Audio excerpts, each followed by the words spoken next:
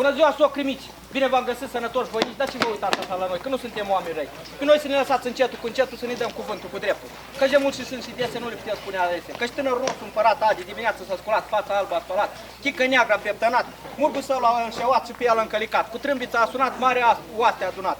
200 de grăniceri și 100 de nepoți de boieri, nepoți de general din cei mai mari. Pe la răsărit de soare au plecat la vânătoare și au vânat din țara de sus, de la Jugan până la Apus. Truburile au străbătut, potcoavele au pierdut. Atunci o luară mai în jos, pe un deal frumos. Și alergam și remuram câmpul cu florile, dealurile cu podgorile, câmpul cu floricelele, satele cu fetele. Până ce dădu soarele spre seară, ieșirăm la un drum mare și detem de o urmă de fiară. Unul zicea că este o urmă de căprioară, să fie la împăratul nostru bună soțioară. Unul zicea că este o urmă de zână, să fie la împăratul nostru de bună cunună. Dar unul mai mare, cu grija în spinare, călare pe un cal, ca un duce bal, se ridică în scări, se umflă în nări, făcu ochii roată peste o știrea toată. Și când încoace privi la această casă zării, o floricică frumoasă și drăgăstoasă. Și văzând că floricica nu florește și nici locul nu-i priește, ne ales pe noi cei 6 lipari. Călări pe 6 armăsari, cu coamele cărite, cu frâile zugrăvite, cu potcoavele ascuțite, cu cozile împletite. Ca noi cu toții să pornim la curțile dumneavoastră să venim. Pornirăm și venirăm de fața pământului pe aburii vântului, bând și chiuind din pistoale trosnind, până ce am venit și v-am găsit, acum floricica să ne dați, că de noi nu mai scăpați. Căci noi am venit cu hârlețe de argint să scoatem floricica din pământ, să o scoatem cu rădăcină, să o ducem la împăratul nostru în gădină. Acolo să înflorească, rocul să-i priască, să nu se mai ofilească. Dacă dumneavoastră cinstiți o crimiți, ne credeți niște tâlhari, noi avem și sticla cu pecetea de la împărăție. Cine știe carte latinească să vie să ne citească, cine nu știe ca de foc să se păzească.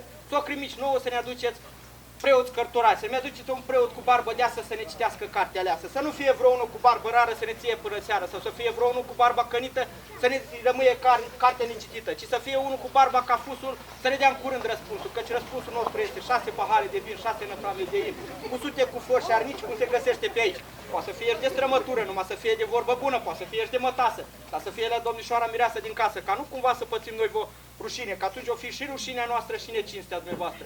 Socri mici, stați și ascultați și nu urechi băgați. Când apune soarele în avează mare oaste vă înconjoară, să lărgiți casa, să întindeți masa, să vieți butoaie cu vin, care cu fân, boi grași, campanași, vaci lăptoase și fete frumoase, să mai aveți socri mari și lăutari, să vină tot satul să se înveselească împăratul, cu 155 dintre cei mai voinici, cu fețele alese scoviți în măsele pentru casele tale. Socru mic, ce s-a făcut înapoi nu s-a mai desfăcut, să dai 7 boi și 8 vaci și apoi să rapi și să taci. Iar noi tot urând mereu, vedem că cei de la spate au rămas cu gârle căscate, iar cei de dinainte au rămas cu gurile încremenite. Să aduceți un putinei de lapte bătut să turnăm la cele guri încremenite pe gârle. Și un coș de poame uscate să dăm la cele guri căscate. Să mai duceți și vă câteva poame, să mai dăm pe la cucoane, căci văd că au stăbit de foame. Și vă câțiva usturoi să mai dăm pe la flăcăi care au venit cu noi. Socri mici, noi v-am spune câte ceva, dar mi-e frică că om întârzia și avem de trecut stânci și voi adânci, munți întunecoși, bine v-am găsit, socri mici sănătoși. Iar cu vornicul de masă a umblat din sat în sat, din Șendreni până în Vlăndeni și am trecut și prin Baltă și prin Lac și a cântat ca broasca o cap și acum ce urmează? Am pus mâna pe colac, să vă fie de bine, da băieți muzica! Da.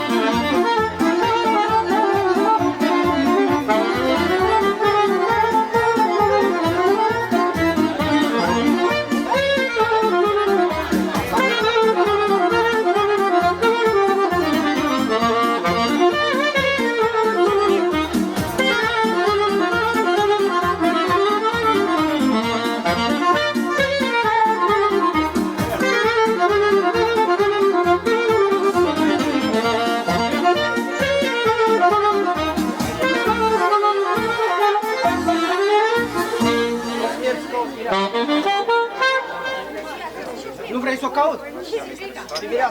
Chiar nu aveți? Plătești bine? Da, plătești bine, da. Un leu am, un leu. Ajunge? Mai caut un leu. Ia mai caut un leu. Încă un leu? Mai mulți lei, mai mulți lei. 5 lei? 20 lei. E mireasă de un leu e? Da, chiar așa. 10 lei? Dau 50 lei. Știi? Ai dat cu banii, nu? Știi, băi. Caută. Genesica mea!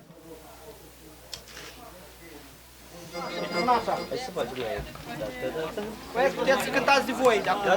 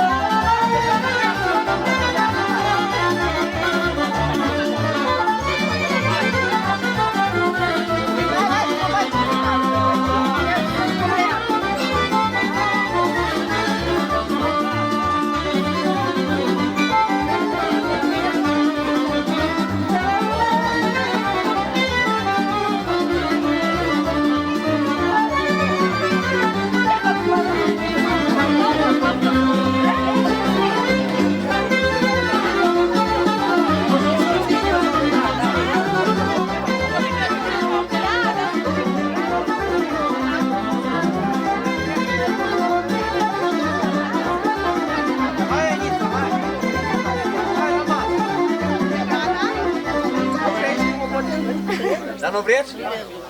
Acum așa.